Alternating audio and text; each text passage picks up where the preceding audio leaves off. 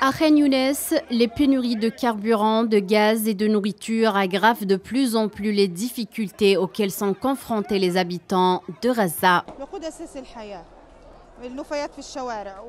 Qu'est-ce qui nous est arrivé?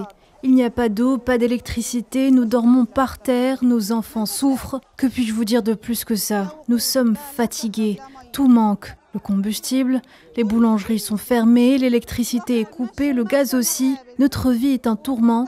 Nous avons entendu parler de 1948 et nous le vivons encore aujourd'hui. Des détritus dans les rues, de longues files d'attente pour des produits de première nécessité. Dans certaines zones, des eaux usées se déversent dans les rues. C'est l'hécatombe à Gaza. Nous sommes coupés du monde. Je vais vous parler de l'hygiène. Il y a des ordures là où se trouvent les gens.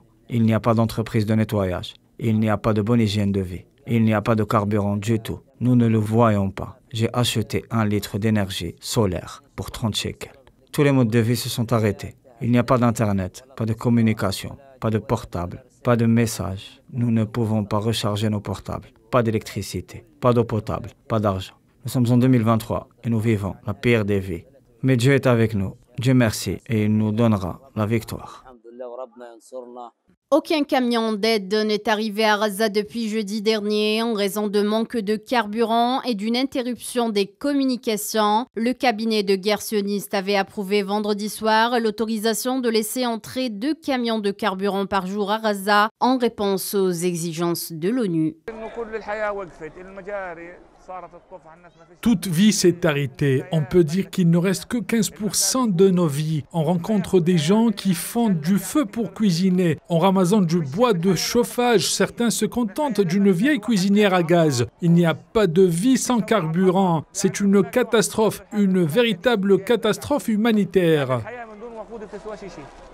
En raison du manque de vivres, le Programme alimentaire mondial des Nations Unies déclare que les civils sont confrontés à une possibilité immédiate de mourir de faim. Pour sa part, l'Organisation mondiale de la santé craint la propagation de maladies, notamment d'infections respiratoires et de diarrhée.